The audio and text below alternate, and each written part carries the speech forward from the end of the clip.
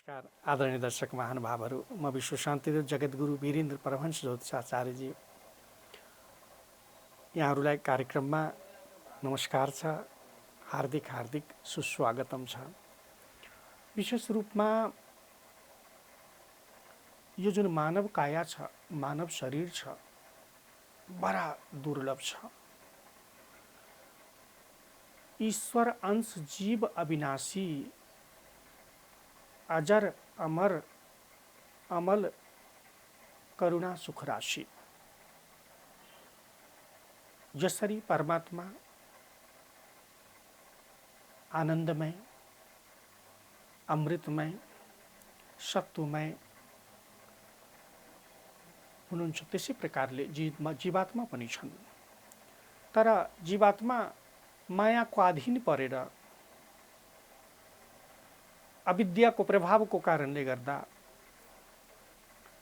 उनले शाश्वत सुख सन्त यसै प्रकारले शाश्वत आनन्द, अक्षय आनन्द, परम कल्याणकारी अमृत रूपी परमात्मालाई विस्मृत गरेर मायाको प्रलोभनमा हैन संसारमा संसारिक विषय वस्तुहरूमा, नश्वर वस्तुहरूमा सुख खोज्छन्। तर जब जब उसमा जुन आफूसँग रहेको जुन ईश्वरीय अंशको स्वभाव छ त्यसलाई बोध गर्न थालेपछि उज्यालो छर्लङ्ग हुन्छ, अन्ध्यारा सबै भागेर जान्छन्। अतः जुन जीवात्माले साक्षात परमात्मालाई प्राप्ति गर्न खोज्छन्, अर्थात् यसरी यसलाई कसरी बुझौँ भन्दाखेरि एउटा सामान्य व्यक्ति यदि उनलाई कुनै महत्त्वपूर्ण उच्चाधिकारीसँग आफै परिचय डाइरेक्ट सीधा सम्पर्क छ भन्ने ऊ त्यहाँ जान्छन् र मजासँग भेटघाट हुन्छ, जसरी सुदामाको भगवानसँग भएको थियो।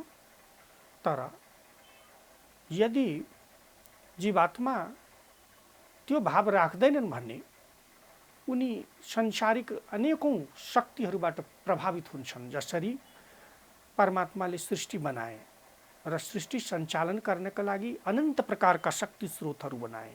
ती शक्ति स्रोतहरूले आफ्ना पक्षलाई प्रयोग गर्न थाल्छन् अनि ती जीवात्मा भट्किन थाल्छन् हैन।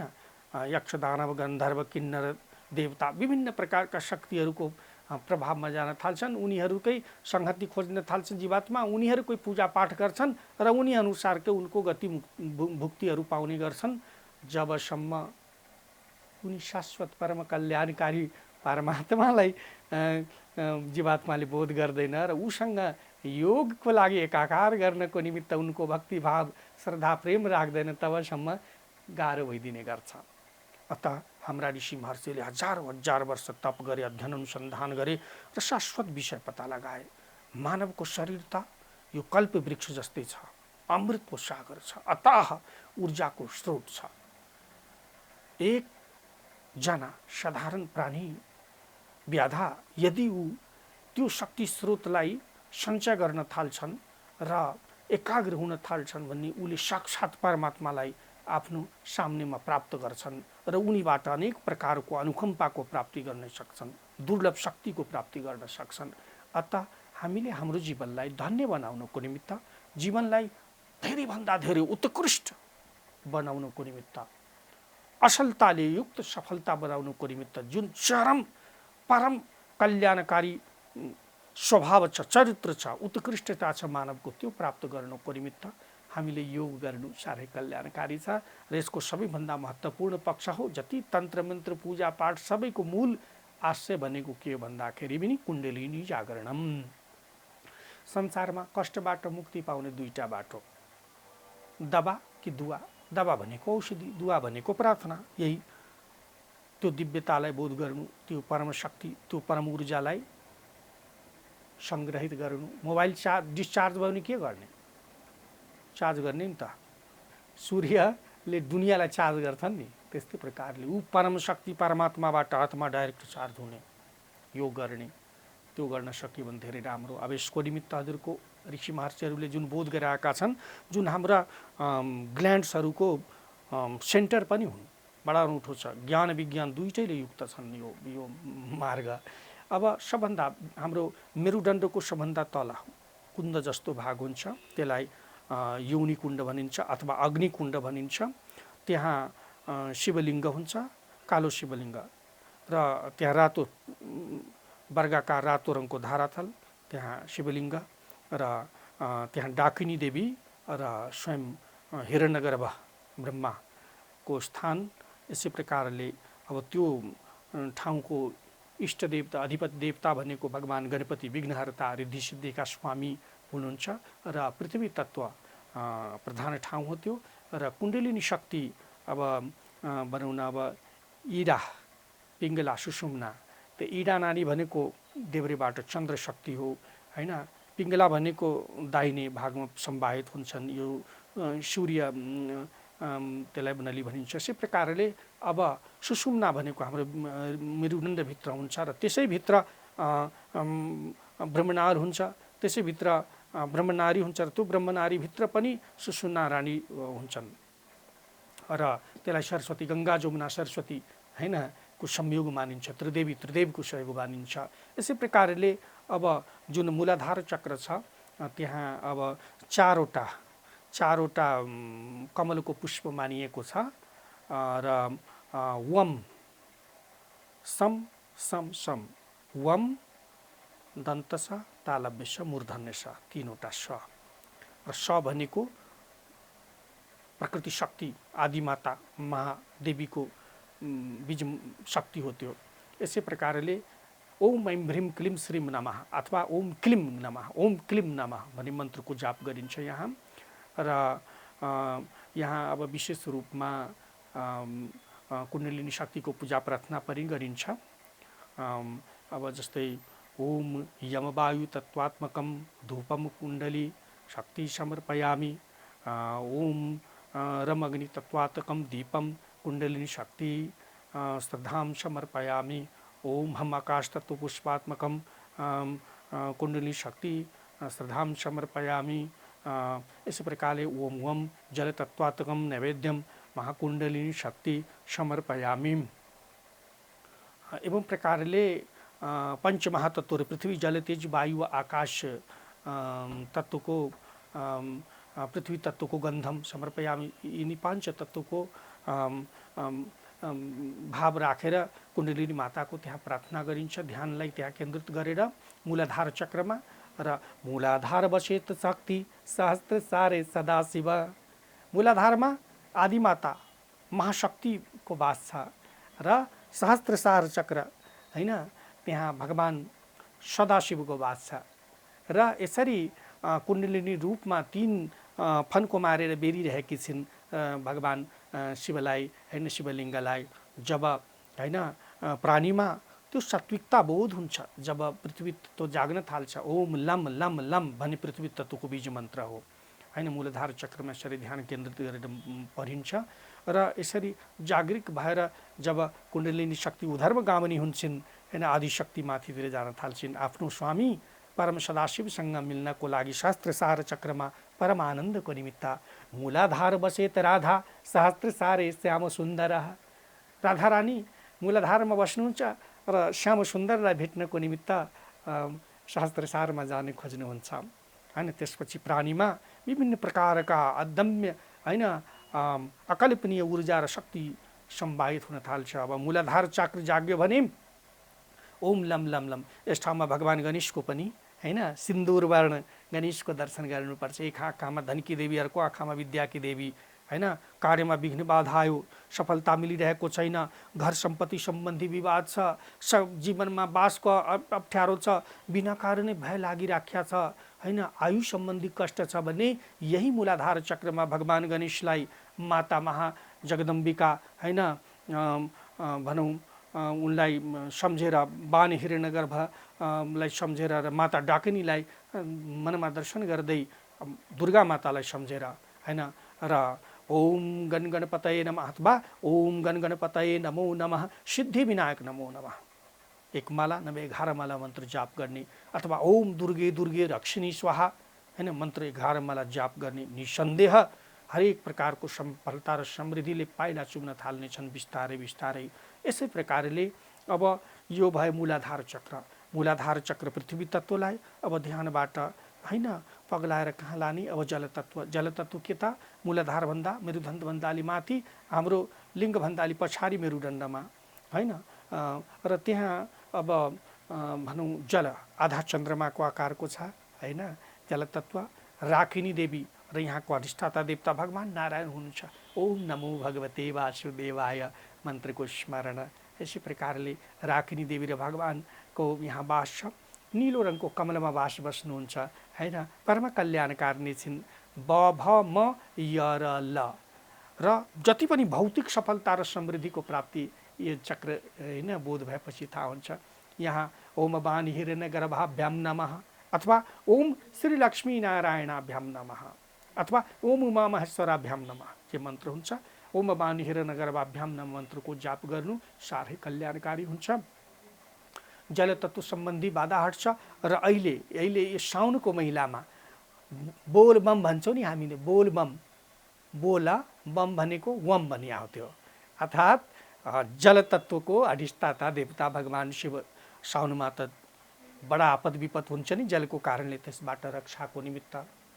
र जल भनेको त प्रकृतिको होइन आत्मा हो। यस कारणले सारा जगत होइन आनन्दमय होस्। यो अमृतमय जुन जल छ हरेक बोट बिरुवाले प्राप्त गरून्, जडीबुटीले प्राप्त गरून्, ती सबैमा एक प्रकारको दिव्यता बनेर आओस्। संसारमा वैद्यनाथको प्रभाव परोस्, उनको अनुकम्पा बरोस्, माता अन्नपूर्णा प्रसन्न हुनु भनेर यसरी बोलबम भनिन्छ र बोलबम गइन्छ। भगवान् शिवलाई जसले स्नान गराइन्छ। बडा अनौठो पद्धति छ यो सनातन संस्कृतिको। यस कारणले यहाँ स्वाधिष्ठान चक्रमा ध्यान केन्द्रित गर्ने ओम वाणी हिरण्यगर्भाभ्याम नमः अथवा बोलबम अथवा वम वम वम वम भन्ने मन्त्रको जाप गर्ने।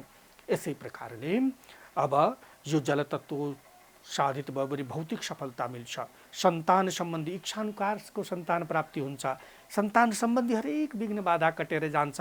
भौतिक संसारिक तृष्णाहरूमा कमी आउँछ र अनौठो प्रकारको सुख सफलता समृद्धिको प्राप्ति हुन थाल्छ, ऐश्वर्य बढ्न थाल्छ। यसै प्रकारले अब जलतत्त्वलाई पनि अब के गरिदिन्छ? जल र पृथ्वी तत्त्व दुइटै घुलियो। अब नाभिको पछाडि मेरुदण्डमा हुन्छ मणिपुर चक्र।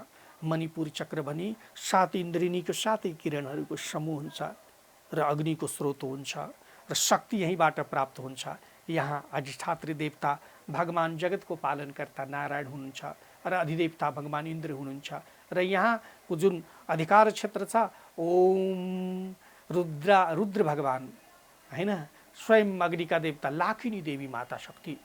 र यहाँ भनौँ न 6वटा के अरे 10वटा कमलपत्र छन्। यहाँ ड ढ ण त थ द ध ण प फ होइन, त 10वटा कमलपत्र छन् होइन। र यसै प्रकारले यो कमलपत्र कस्तो भन्दाखेरि बैगनी रङको एवं प्रकारले यस रातो होइन आगोको जस्तो होइन रुद्र साक्षात् परमदेव होइन माता लाखिनी बडा हेर्दा भयङ्करी तर शुभङ्करी श्यामा भरिणी के छिन् तर साह्रै राम्री, सबै आकर्षणकी केन्द्र हुन् होइन। अनन्त सौन्दर्य, अनन्त सूर्यको रश्मि त यिनको सामनेमा केही न केही। यस कारणले यो भावले माताको दर्शन गर्ने। यहाँ अष्टवसुभ्यो नमः, एकादश रुद्रभ्यो नमः, द्वादश आदित्यभ्यो नमः, 12औं सूर्यको दर्शन गरिराख्ने। यसै प्रकारले यस भागमा माता शचीसँगै ऐरावत हात्तीमा विराजमान भगवान् होइन देवराज इन्द्र पनि होइन को दर्शन गर्ने। र यस जुन आलोकित भागमा साक्षात् लक्ष्मी नारायणको अनुकम्पा। ओम श्री लक्ष्मी नारायणाभ्याम नमः, ओम श्री लक्ष्मी नारायणाभ्याम नमः मन्त्रको जाप गर्ने। 11 माला अथवा 1 माला अब रुद्राक्षको माला पनि हुन्छ, स्फटिकको माला पनि हुन्छ, वैष्णव तुलसीको माला पनि हुन्छ, कमलको बिउको माला पनि हुन्छ। यसै प्रकारले 11 माला जाप गर्दै भने संसारमा शक्तिको स्रोत भनेको यही हो होइन। साक्षात् जब परम कल्याणकारी भगवान् महाविष्णु नारायण प्रसन्न हुनुहुन्छ भने, अष्टलक्ष्मी प्रसन्न हुन्छन् भने अनन्त जन्मको ताप पाप सबै भस्म भएर जान्छन्। हरेको प्रकारका सत्ता समृद्धि र शक्ति र ऊर्जा सबैको प्राप्ति हुने गर्छ। पेट सम्बन्धी रोग, वायु सम्बन्धी रोग सब समन भएर जान्छन्। यसै प्रकारले अब यहाँबाट होइन कुण्डलिनी शक्तिलाई अब होइन यो अग्नि तत्त्वलाई होइन, यसमा रूप बढ्छ, सौन्दर्य पनि बढ्छ, आकर्षण आउँछ, फिल्म हिट सुपर हिट गराउनमा काम लाग्छ मणिपुर चक्र। यसै प्रकारले यहाँबाट अब बाहिर अब लाने यहाँ अनाहत चक्रमा। अनाहत चक्र भनेको वायु तत्व प्रधान ठाउँ हो र अब यहाँ हाम्रो मन मन्दिरमा, यस मन मन्दिरमा त भगवान् स्वयं होइन अहम इदम भन्छन्, अर्थात् स्वयं परमात्माको वास छ र भगवान् ईशान रूपमा ज्ञान विज्ञानका दाताको रूपमा बस्नुहुन्छ र माता काकिनी देवी यहाँको शक्ति स्रोत हुनुहुन्छ, सम्पूर्ण ज्ञान विज्ञानका वैभवले परिपूर्ण हुनुहुन्छ। र यो क्षेत्र त यस्तो हजुरको कस्तो भने प्रेमको रङ हरियो होइन। यसै प्रकारले अब यहाँ षट्कोण छ र षट्कोण वायु तत्वको प्रधान ठाउँ छ, अलिअलि धुमिलो बादल जस्तो षट्कोण छ र षट्कोण बिचमा होइन अब स्वयं यम अब नाभि चक्रमा त रम थियो, यहाँ यम होइन, र यम बीज मन्त्र छ वायु तत्वको र यहाँ प्राण समान अपान उदान व्यान 5वटा वायु, नाग कुर्म किङ्कर धनञ्जय 10वटा वायु प्राण भनिया छ। त 5वटा मुख्य वायु हुन्छ, 5वटा सहायक वायु हुन्छन् जसले हाम्रा शरीरलाई सञ्चालित प्राणवायु भनेको त्यही हो, धारण गरेका हुन्छन्। यसै यहाँ स्वयं साक्षात होइन अमृतको वास हुन्छ, परम कल्याणकारी भगवानको वास हुन्छ र यहाँ शाश्वत प्रेम ओम राधा कृष्णाभ्याम नमः, उनको जोरीलाई दर्शन गर्ने।